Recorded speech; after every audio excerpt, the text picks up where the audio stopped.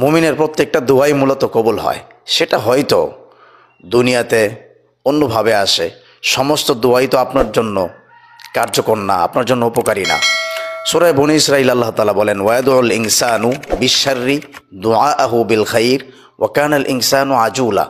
বনি আদম সন্তান, ওরা মূলত আল্লাহ তাআলার কাছে কল্যাণ চেয়ে, প্রকারান্তের অকল্যাণ চেয়ে বসে। মানে আমি আর আপনি আল্লাহ তাআলার কাছে কল্যাণ চাচ্ছি, আল্লাহ আপনি আমাকে এটা দেন, ওটা দেন, এটা দেন। এই কল্যাণ চাওয়ার ভিতর দিয়ে হতে পারে আপনি অকল্যাণ চেয়ে বসছেন। কেন? আজুলা, ওয়া কানাল ইনসানু আজুলা। আমরা তাড়াহুড়া করি। তাড়াহুড়ো কিভাবে করি? একটু কষ্ট পড়লে বুঝি না, একটু সবর করব। আল্লাহ তাআলা কোরআনে কারীমের মধ্যে কি বলছেন? আপনি কষ্ট পড়ে গেছেন, ইয়া আইয়ুহাল্লাযীনা আমানু ইস্তাঈনু বিস-সাবরি ওয়াস-সালাহ। আপনি প্রথমত সবর, ধৈর্য কি জিনিস? সবরের হাকিকত কি? সবর হইল আর রিদা বিকাদাইল্লাহ। আল্লাহ তাআলা আপনার জন্য যে ফাইসালা করছে এটার প্রতি আপনি সন্তুষ্ট থাকবেন। আল্লাহ তাআলা করেছেন, খালাস হয়ে গেল। তিনি যেহেতু আমার জন্য এটা চাইছেন, আমি সন্তুষ্ট আছি। এখন কথা হলো, আপনি সন্তুষ্ট থাকার পরে নামাজ পড়বেন।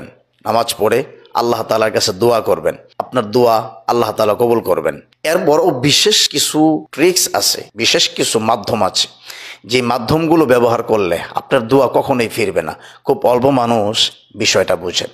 আমি আপনাকে এটার একটা ফিলোসফি বলি। পৃথিবীতে সর্বশ্রেষ্ঠ মানুষ আল্লাহ তাআলার কাছে, দুনিয়াতে ধরুন আজকের এই দিনে পৃথিবীতে সর্বশ্রেষ্ঠ যে মানুষটা, তিনি একটা দোয়া আল্লাহ তাআলার কাছে করতেছেন। তার দোয়াটাকে আল্লাহ তাআলা ফেলে দিবেন, তারটা যদি ফিরিয়ে দেন তাহলে উনি গ্রহণ করবেন কারটা, তাই নয় কি?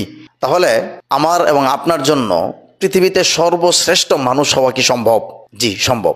বুখারী এবং মুসলিমের হাদিসের মধ্যে এসছে একটা জিকির, লা ইলাহা ইল্লাল্লাহ ওয়াহদাহু লা শারীকা লাহ লাহুল মুলক ওয়া লাহুল হামদ ওয়া হুয়া আলা কুল্লি শাইইন কাদির। আমি আবারও বলছি, লা ইলাহা ইল্লাল্লাহু ওয়াহদাহু লা শারীকা লাহ লাহুল মুলক ওয়া লাহুল হামদ ওয়া হুয়া আলা কুল্লি শাইইন কাদির। কেউ যদি সকাল এবং সন্ধ্যায় 100 বার পড়ে তাহলে ওই দিন আসমানের নিচে জমিনের উপরে সে সর্বশ্রেষ্ঠ মানুষ, যদি না কেউ তার চেয়ে বেশি পড়ে। ধরুন আপনি নিয়মিত এই জিকিরটা করলেন, লা ইলাহা ইল্লাল্লাহু ওয়াহদাহু লা শারীকা লাহ লাহুল মুলক ওয়া লাহুল হামদ ওয়া হুয়া আলা কুল্লি শাইইন কাদির।